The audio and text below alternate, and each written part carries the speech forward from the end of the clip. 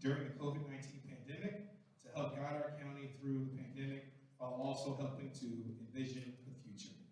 Please welcome President Darrell Pines.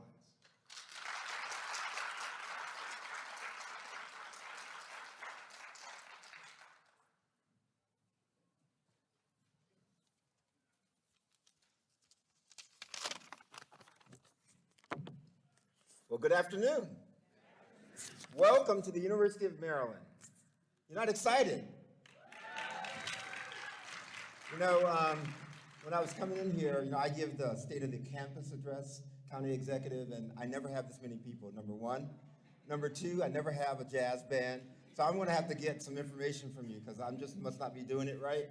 But it's really my honor and privilege to welcome you to the University of Maryland right here in Prince George's County. And as you know, we are a proud land-grant flagship institution. And of course, I am also a Prince George's County resident. I live right here on campus. So I would like to formally thank County Executive Alsobrooks and her team for choosing to come here to the University of Maryland College Park to make important announcements concerning the future of the county. County Executive Alsobrooks, as you already all know, she has been just a fabulous, outstanding partner with the University of Maryland College Park and this entire region. I don't know if you even know that the university is one of your largest employers. We employ 10,000 people at the university, and of the 10,000, 2,200 live and work right here in the county, This last fall 2022, we admitted the largest number of students to College Park from Prince George's County in our history. So I'm very proud of that. Two of our most important commitments as a land-grant flagship institution is to invest in people and communities and to partner to advance the public good. That in the past few years have shown to be more important and more critical than ever before. I was so proud to serve on the Prince George's Forward Task Force on the Education Recovery Subcommittee as its chair during the COVID-19 pandemic. At the time, I had never even met County Executive Alsobrooks, but Joy Russell, her chief of staff, called my office and said, "Hey, would this knucklehead Darrell Pines chair the committee?" And I said, "I don't know the county executive, right? So we want you to chair the committee." And I said, "Absolutely, I'd be proud and happy to chair the committee."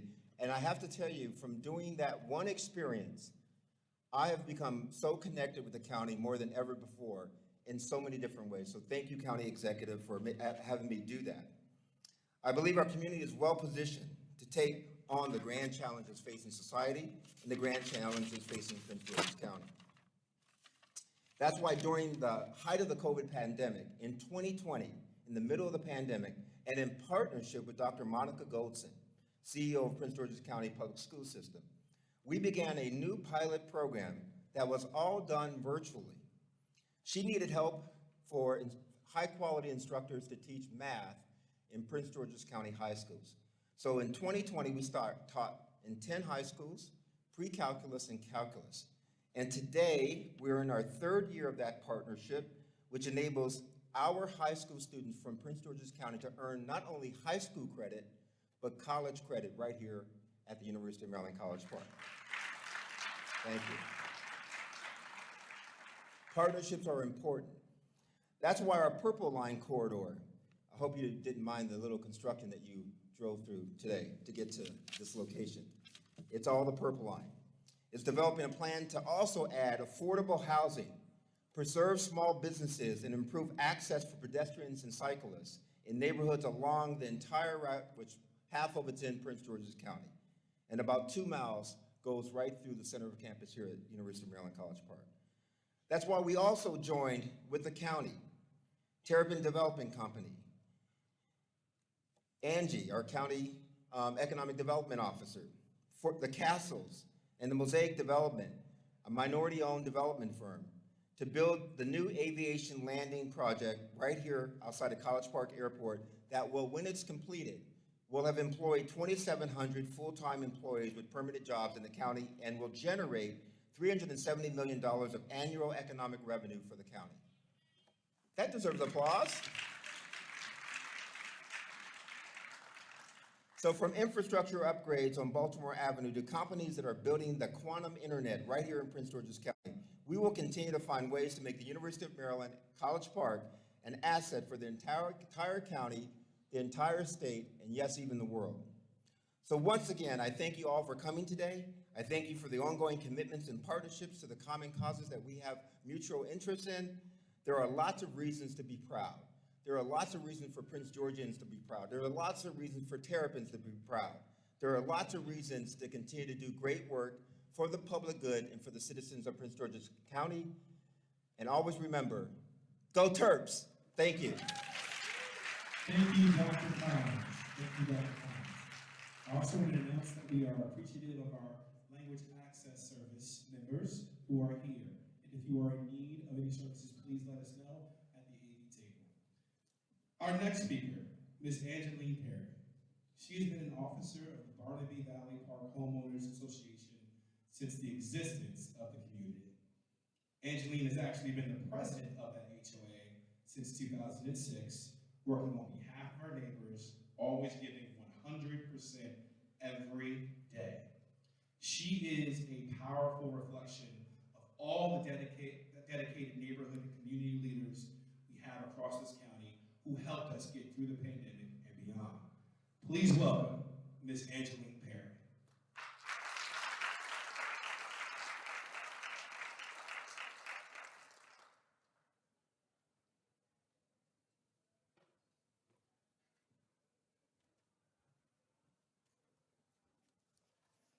Good afternoon. I am Angeline Perry, and it's such a pleasure to be here with all of you today. I want to thank the county executive, also Brooks, for the opportunity to come before you and share what this budget means to me and to my community and my family. My family and I are proud to be Prince Georgians. Over the last 4.5 years, County Executive Arthur Brooks and her administration have been working to improve the quality of life for those who call the great county home. And I'm excited about all of the great things that are taking place in our community. My Prince George's County starts at my front door. It starts with my amazing neighbors of the Barnaby Valley Park Homeowners Association. It is in the charities in which I volunteer and the church at which I serve. As president of Barnaby Valley Park Homeowners Association in Temple Hills, I am a strong advocate for the residents for my community and believe that each and every one of us deserve to have access to the services and resources we need to thrive. That is why this budget is so important to not only me, but to all of us. The budget will help our county to grow in critical areas that will positively impact us for years to come. County Executive Alsa Brooks and her administration are investing in what our county needs most. We need quality schools for our children. We need affordable housing for residents to be able to stay in their homes. We need to work to reduce violent crime. We need quality behavioral health and other healthcare services. We need to ensure we are environmentally friendly by working to continue to combat change and reducing the impact of flooding. We need all of these things and so much more. And that is why this budget is so important to me. It invests in our community. It invests in our residents and our children. It invests in the areas that will improve quality of life. The budget has us in it, and that tells us what County Executive Alsa Brooks cares about. God bless all of you. Thank you for this opportunity, and God bless Prince George's County. Thank you, Ms. Perry. So our final speaker before the county executive is here to formally introduce the county executive. Mr. C.J. Hall is a member of the Alsa Brooks Youth Institute, where he is learning about the needs and services of our community. He is a sophomore who has a passion for art and has enjoyed creating illustrations from a young age. Due to the lack of readily accessible African American characters, he has been propelled to create his own. Since then, CJ has been creating characters that represent African Americans in a positive light, and he hopes to one day publish them. Here to formally introduce County Executive Also Brooks is Also Brooks Institute member, Mr. CJ Hall.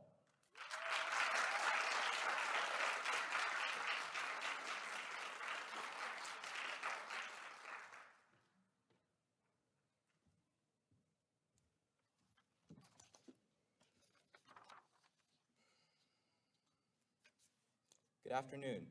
My name is Courtney Hall, Jr., also known as CJ, as my friends and family like to call me, and I am extremely excited to be here with you all this afternoon.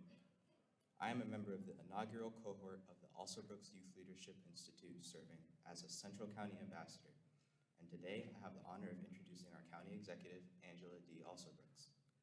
County Executive Also Brooks, a proud lifelong Prince Georgian, knew from an early age that she wanted to give back to the community that raised her, and give a voice to those who might otherwise not have one.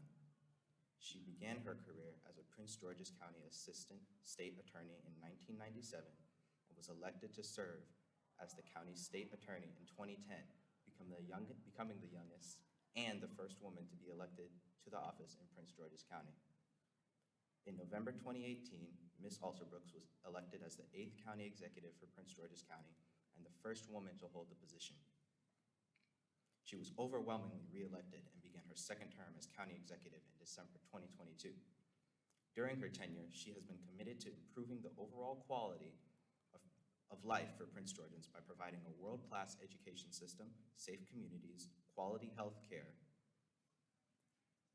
affordable housing opportunities, and a robust economy that creates jobs and opportunities for all.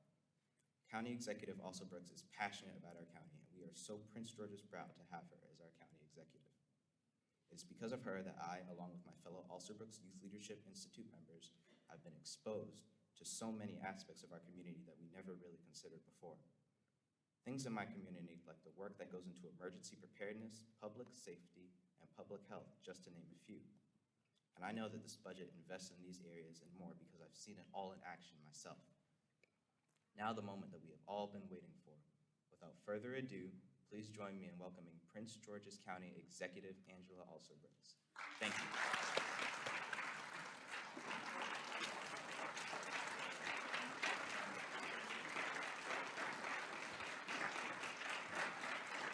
Thank you so much. And CJ, he said he's Prince George is proud of me. We are so very Prince George's County proud of you. Can we give another round of applause for CJ? And I'd also like to say to Ms. Perry, we thank you so much. We can feel your pride as well, and we thank you so much for your leadership, and we're just so happy to have you here with us here today. To Dr. Pines, we thank you also, sir, for your leadership. What an incredible leader he is. I'm looking around, I don't know where he went to sit. Where did you go, Dr. Pines? Oh, there he is. But we're so very proud of Dr. Pines, who has been a splendid leader and partner, and he is a leader who listens.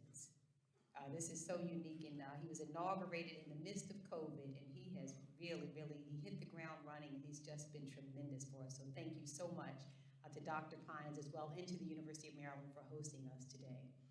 So to all of you, to all the community leaders and the residents who are joining us in this room today, I say good afternoon to each of you, and thank you so very much for joining us. Right now, we see signs of prosperity, promise, and opportunity all around us. Even during a time of uncertainty, our county is on the rise. The investments that we're making in our FY 2024 budget create a financial foundation that will allow us to meet our residents' critical needs. Our budget is focused on residents today and ensures that our county can prosper together tomorrow. In other words, this is a budget that is future-proof. At the end of the day, budgets are simple. There are costs, things like the fire department, police, schools, roads, and other important services. And there are revenues, taxes that our county collects from businesses and property owners. The fact of the matter is this: Prince George's County has less revenue than many communities around the region. And I hear residents say all the time, Washington, D.C. has all of these extra services that our residents don't have. Well, that's because just last year, Washington, D.C.'s budget total was $19.5 billion for 700,000 residents. This year, Prince George's County's budget total is nearly $5.4 billion for nearly 1 million people. So how did Washington, D.C. create so much revenue? Decades ago, leaders in Washington began to invest in their community the way that we're doing now. They built homes, they attracted private investments, and more importantly, they broadened their commercial tax base. In turn, the district saw their revenues grow, which allowed them to offer more services to residents. Prince Georgians, we're following this same path to prosperity. But where are we on this journey to a future-proof budget? Well, first of all, for everyone in here, I need to level set. I'm not here to talk about the $5.4 billion. I can't talk about all of it in our budget. As a result of the legal mandate that we have, we're required to give 62% of our budget to our school system. And our public safety programs require at least 19.7%. That means before we spend a penny of our revenues, 82% of our entire budget goes just to public safety and to our school system.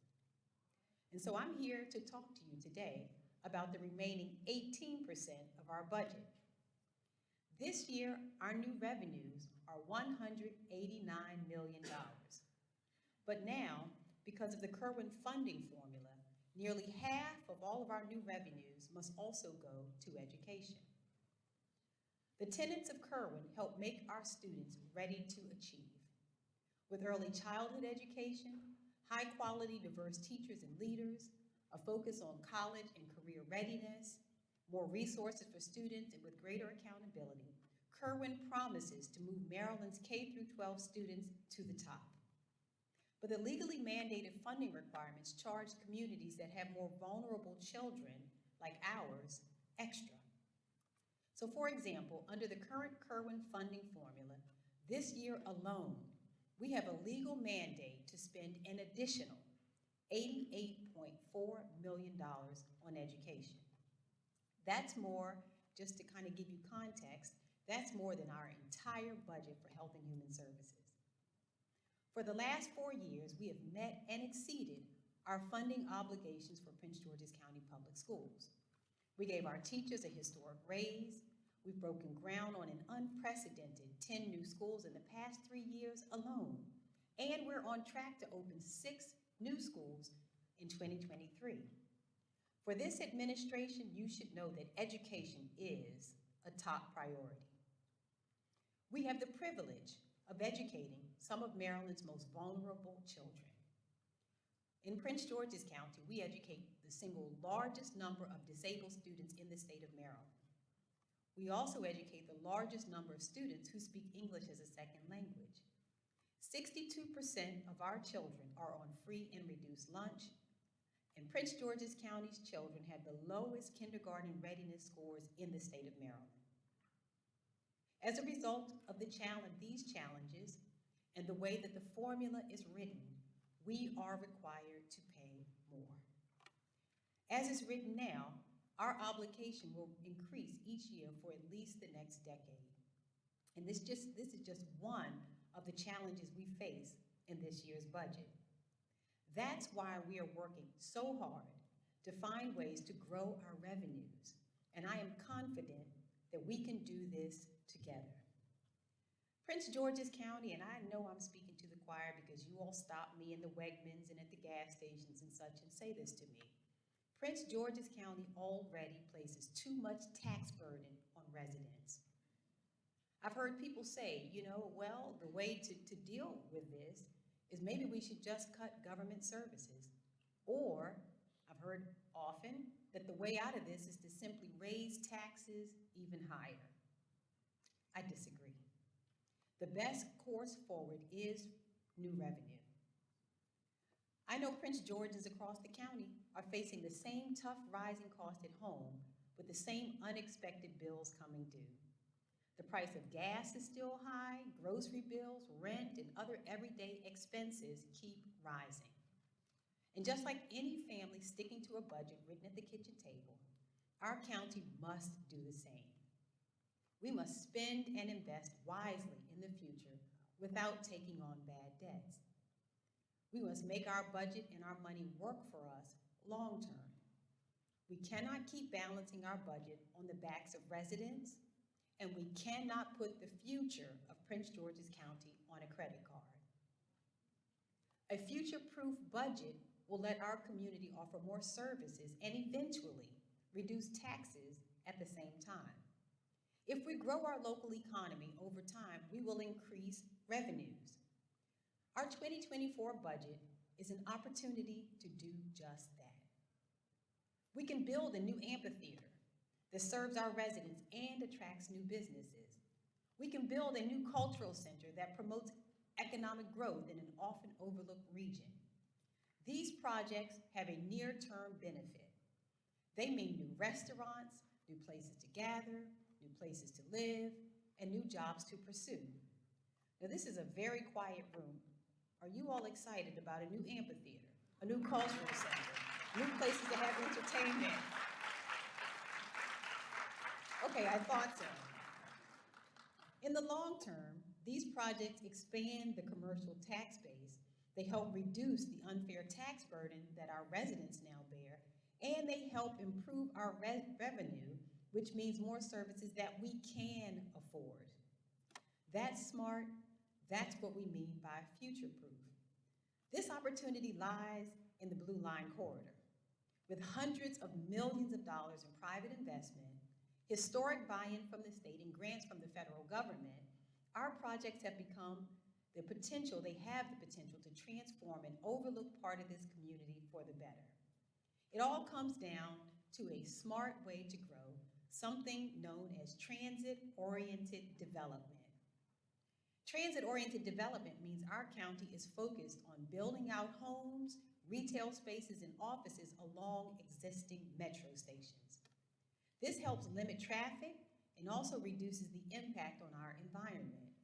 It provides new places to visit, new amenities, and new entertainment to enjoy. Transit-oriented development allows our county to grow in a smart way. It allows us to create new jobs and bring in new revenues without resorting to sprawl. Transit-oriented development is happening, in case you haven't noticed, is all around us. But why is it that our Blue Line metro stations, if you've noticed, look the same as they did 40 years ago, but if you go to Silver Spring, they have so many wonderful places to visit? Well, we've secured over $465 million for our very own Blue Line Corridor.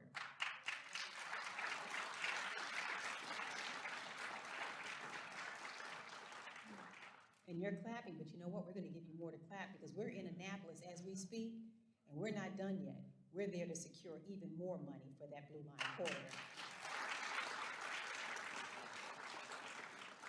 All of this work is a part of a people-centered, ongoing investment that we're making in the fiscal future of our residents and our county. These projects, and I have to tell you there are many others, will help our community build generational wealth. It will also benefit Prince Georgians now and pay dividends for decades to come. But growing the economy has to include more than just new construction. Many of you in this room have heard me often say that I think economic development is important, but I believe that human development is even more important. We are investing in other people-centered project priorities that benefit Prince Georgians everywhere. Our youth are the future of this community. The Summer Youth Enrichment Program has provided opportunities for young people, teaching them new skills and providing them with access to stable careers. Amid concerns about our children and their future, my administration has worked hard to expand the Summer Youth Enrichment Program and other youth program offerings. We founded the Also Brooks Summer Passport Program, providing entertainment, sports, and educational opportunities to teens during the summer months. We also started the Hope in Action Anti-Violence Initiative, which is so very important, which has helped provide wraparound services for vulnerable youth. We've worked hard to create a Youth Leadership Institute, which, wait for it, is completely funded by private investment.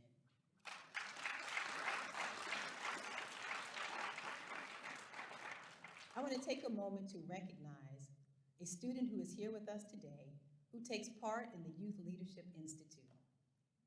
Adriathan is here, and I want you to go ahead and stand up. Adriathan, let's hear it for Adriathan.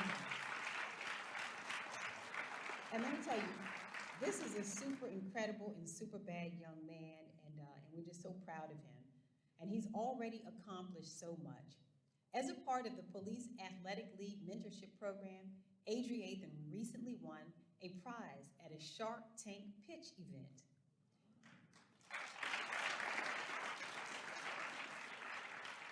He even has a nonprofit that is focused on giving back to low-income families and the homeless, and he's just doing so much. We're so proud of him. This year, and you can have a seat, thank you so much to Adriathan. This year, we're providing $3.5 million for programs like the Summer Youth Enrichment Program and the Hope in Action Anti-Violence Program, because students like Adriathan deserve every opportunity we can to create for them to succeed. But we can't stop there. We need to make investments in our community that create opportunities for Adriathan and CJ when he grows up. This is another reason we're focused on smart economic growth along the Blue Line Corridor. Transit-oriented development has led communities inside and outside the Beltway to greater economic growth and opportunity for decades. The magnitude of this change has been transformative. And if you don't believe me, just visit Roslyn, visit Bethesda, visit Alexandria, and what we know is that projects like these help future-proof municipalities across the region. But these projects must include people-centered investments that protect our existing residents. When communities fail to prioritize affordable and workforce housing, they force long-term residents out. We will not let that happen in Prince George's County.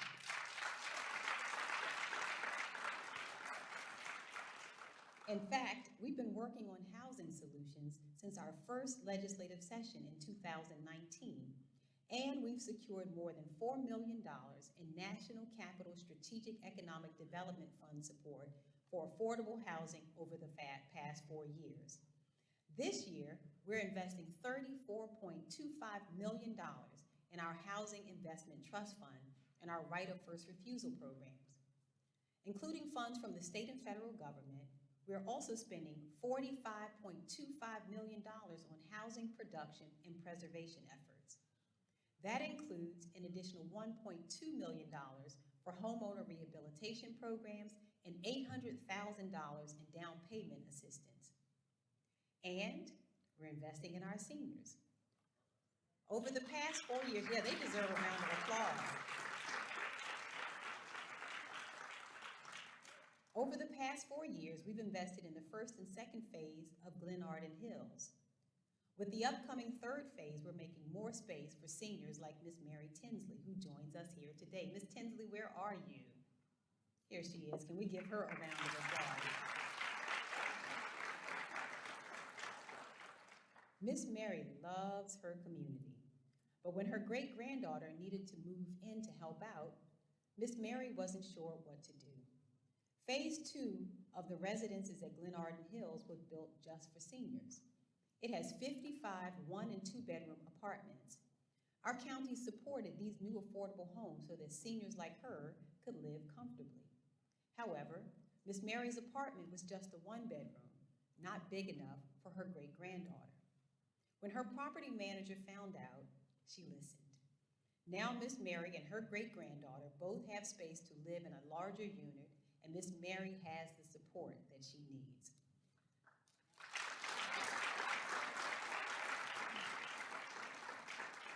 Phase 3 of Glen Arden will have 2 buildings, one with 44 units and another with 114 units, supported with $3 million from our Housing Investment Trust Fund.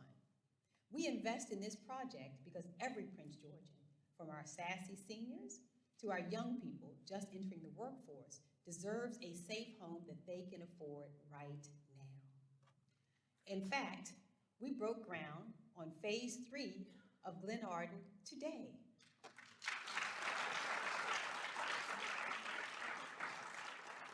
The same way that our Glen Arden Hills project made life work for Mary, we have to make life work for every Prince Georgian, including our county-based businesses. A future-proof, people-centered budget allows small businesses to access opportunities and to grow. When I came into office, I heard the concerns of our business community about county procurement. Our technology was antiquated and it was slow. I can see Jonathan right now, who is director of our Office of Central Services, who said to me, well, you know, I have to tell you, I love working here. Thank you so much for inviting me to come to your administration, but I gotta tell you the truth. It's a little bit like 1985 around here. He said that the technology was just a little bit behind the time. We heard the same thing from Sean Stokes at Human Resources Management, who said, well, we're evaluating our employees using triplicate forms, meaning I get a copy, you get a copy, and there's a copy for the file. Well, they tell me they didn't do business like that anymore, so in 2019, we made a substantial down payment on a new system to modernize our processes. Our office, yes, thank God. Our Office of Central Services launched a new fast electronic procurement system. We also increased business assistance programs for small, minority-owned, and county-based businesses. And this year, we're keeping up the pace with another $17.8 million of funding for these important programs. For example, our Office of Central Services created the Mentor Protege program, which pairs larger firms with smaller ones who are new to county procurement. We're joined today by one of the business leaders who took advantage of this program. Mr. Stanley Taylor, would you please stand up?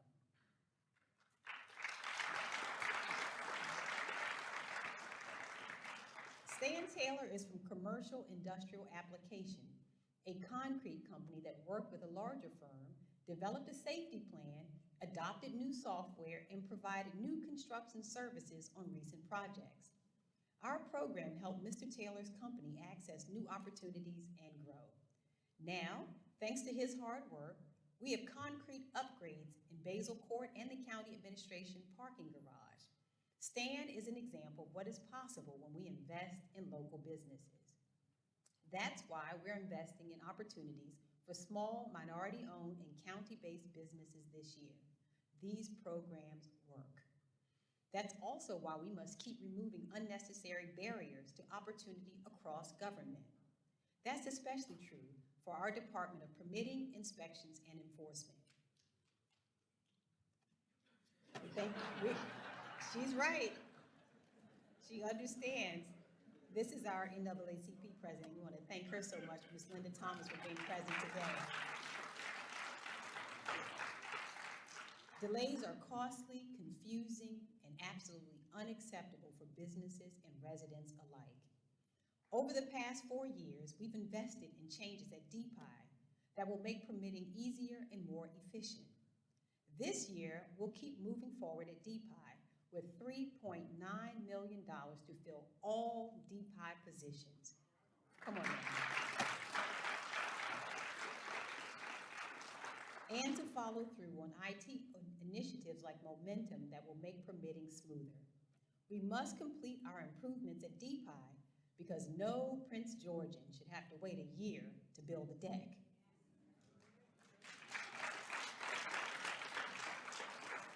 Now, to truly future-proof our county, we need to keep raising quality of life for all Prince Georgians with people-centered investments in healthcare. During the unprecedented challenge posed by COVID-19, we saw firsthand the limits of our county health department. This year, we're continuing to make historic investments in healthcare in Prince George's County. Through county-based funding as well as funding from other sources, we're building on our new behavioral health facility by spending an additional $23.2 million on behavioral health services.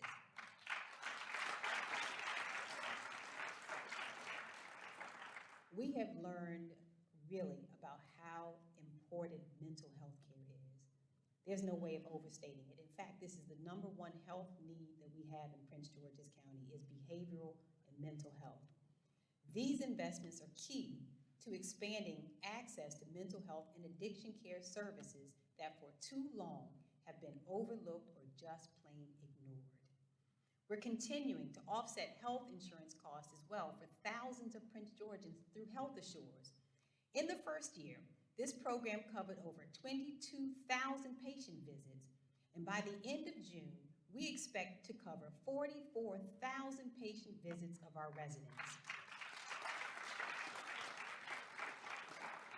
We're also investing in more staffing and hiring at our health department and making investments in healthcare infrastructure, like $7.5 million for construction of our new Cheverly Health building.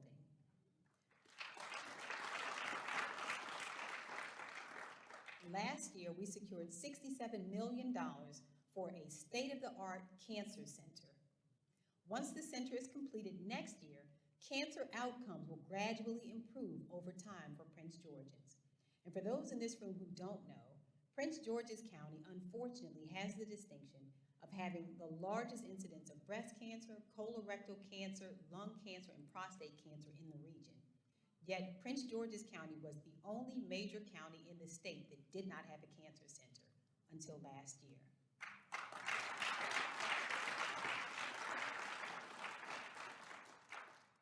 Prince Georgians have access to cancer care, but they often must drive too far away to receive it. That includes Prince Georgians like my mother, who is a breast cancer survivor. During her battle with cancer, our family traveled back and forth from Washington, D.C. to ensure that she could receive care. When we can seek care closer to home, a better outcome means better health and more quality time with a father, a daughter, a son, and yes, a mother. The whole health of our community is key. We must keep improving access to health care, and we need to make sure that our residents feel safe where they live and where they work. Just like communities across the nation, we are facing also a rise in crime.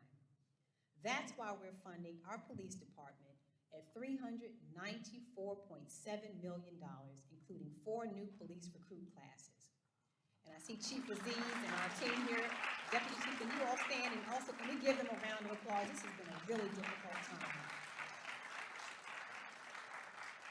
And Chief Aziz stood up and sat down really quickly because he didn't want me to remind you all that he's been an excellent choice for us, save one aspect of it. Y'all know I brought a Dallas Cowboy here, but he's doing a wonderful, wonderful job. Wonderful job. Inside our department, recruitment is a challenge that departments across the nation are struggling with now. But we're confident that we can continue to find community-minded police officers from Prince George's County to answer the call of public service. We're providing $640,000 for incentives to those who want to join the ranks of our department. We also know that when our residents have a fire or medical emergency, they rely on the swift response of our fire EMS department. And right now, there's a nationwide shortage of firefighters. So we're investing $259.7 million in our county fire department, which includes 3 recruit classes and 80 new recruits.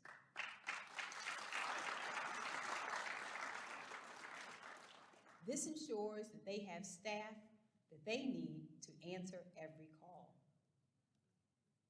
While our emergency services do an outstanding job responding to emergencies, the real goal is to prevent them from happening in the first place. Is Chief Green here? I was wondering, I don't know whether she's in here or not. She isn't, but I wanted to acknowledge her in her absence. A future-proof community must make investments to combat as well the effects of climate change. Not long ago, we saw Route 50 change from a road to a river. We're seeing 100-year floods happen every 2 years.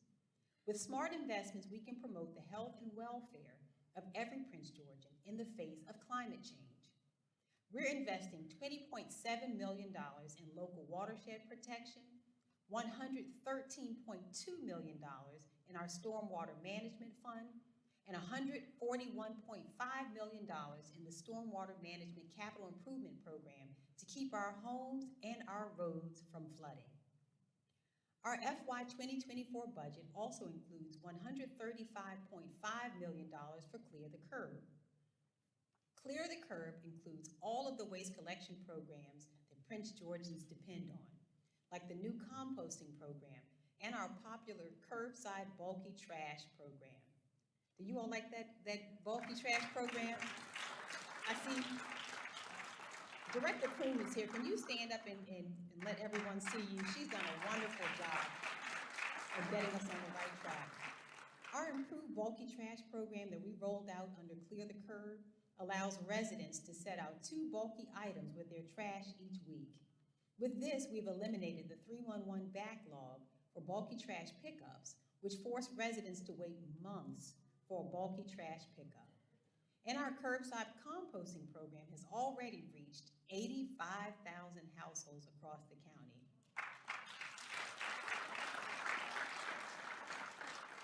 And by the end of 2023, with $2.1 million for additional toters, I'm proud to say that this program will be available to every household with county trash and recycling services. Finally, we're also funding 13 new positions in our Department of the Environment to help us better carry out all these innovative programs that combat climate change and protect our environment. This is all on top of the money we invested last year in a new litter blitz to help clean up our county roadways. In fact, we spent $1.6 million, and this is a little disappointing. From September of last year through January alone, we've spent $1.6 million to pick up trash on our county roads. But Prince Georgians, you know, my father often says, and I think it's true, litter does not grow like grass. So there are plenty of Prince Georgians who know and understand this, like Ms. Carol Jones, who is presiding officer of the Suitland Civic Association, who is here with us today. Ms. Jones, would you stand up and be applauded? Last year on Growing Green with Pride Day, I was proud to join Ms. Jones and the Suitland Civic Association to help them launch their community cleanup that morning. They signed up the most volunteers that day, planted flowers, and picked up litter. But Ms. Jones's work doesn't stop there. Every month from April to September, they get out and clean up areas around their neighborhood. Our county is investing in beautification because it matters to our residents. Just this year, we're investing $9.9 million in efforts to combat illegal dumping and litter, which includes over $1 million to expand our street sweeping efforts in the Department of Public Works and Transportation.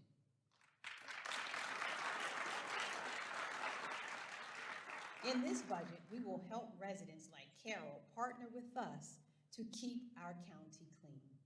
Now, I have to just add a note in here and say, we're going to continue as a government really investing every resource available to us to make sure that we keep our roadways clean and that our roadways reflect the pride that we feel in our community. But I just have to say also that it is so important and so incumbent upon all of us to also continue to educate our community. I believe the $9.9 million that we're spending picking up trash, I believe our community would also like to see us be able to invest those dollars at some point in planting trees and in doing other things other than cleaning up trash. I would like to use your tax resources in a different way in the future. Now, what does a future-proof Prince George's County look like? There is a lot to consider. A future-proof county is on sound fiscal ground. It meets the demands of residents and finds ways to best serve the people. A future-proof Prince George's does not depend on residents for revenue. A future-proof Prince George's County has a broad and sturdy foundation based on an expanded commercial tax base. When we think about what our community expects from Prince George's County government, a few basics come to mind. We expect our trash to get picked up on time. We expect libraries to be open, sidewalks to be walkable, and our permit office to operate in a timely fashion. We expect that when we dial 911, someone is going to show up. This year, we're using our budget to deliver these basic services. And with what's left, we're investing in a future that allows us to offer even more. For decades, we've had a conversation in Prince George's County about taxes.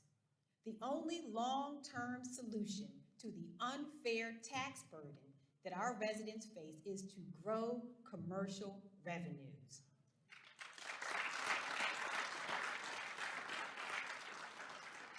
We have many, many projects, but our projects along the Blue Line are part of the solution. You'll hear us talk also about New Carrollton and Cheverly, but growing commercial taxes is so important. There's an idea that some folks have that says Prince Georgians should drive out of county for services, that we should travel to Virginia or Washington, D.C. or Montgomery County for entertainment. There are some people who think it's okay for us to travel to Anne Arundel when we need to go to the hospital, that we don't need more services here in Prince George's County because we can just do what we've always done, keep driving out of the county. I have to tell you, I disagree. Prince Georgians, we deserve access right here at home to quality amenities, fantastic services, wonderful entertainment, and a high standard of living in our home. And we can deliver new amenities and at the same time stop balancing this budget on your backs. I am calling on all Prince Georgians to pay attention to the county budget this year. Pay attention to the way that your tax dollars are spent. Ask yourselves, how can we invest in a future-proof county now? The people-centered investments that we're making in education, in our youth, and in smart economic growth will pay dividends for decades to come. These investments have a real return. A future-proof, people-centered Prince George's County promotes equity, it raises quality of life, and invests in projects that will raise revenues long-term. Prince Georgians, that's the goal. And just as you have placed your trust in me these past 4 years with your county budget and your tax dollars, I ask you to place your trust in me once again, because this budget will help us to build a future-proof Prince George's County for all of us. So thank you all so much for coming out today. And before you leave, I would be remiss. There are some absolutely incredible people who work on your behalf day in and day out. I'm going to tell you without exaggeration, I haven't worked with any finer people than the people I have had the distinct pleasure of working with in this government every day.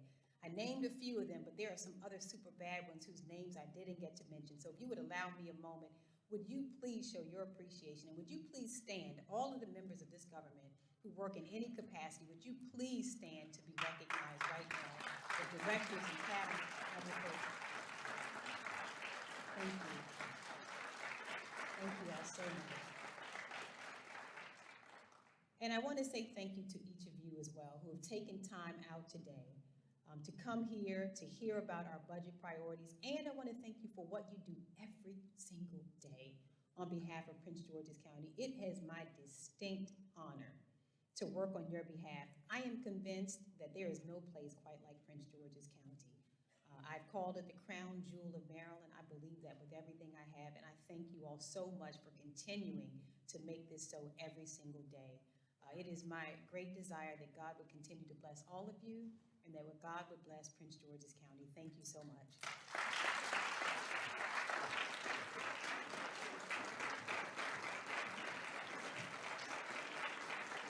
Ladies and gentlemen, that concludes today's budget address. We're going to welcome the band back up to play us as we leave. One note, you're going to get an email with a link to this speech. Please share with your friends and neighbors and continue to have conversations about our budget. Have a great day.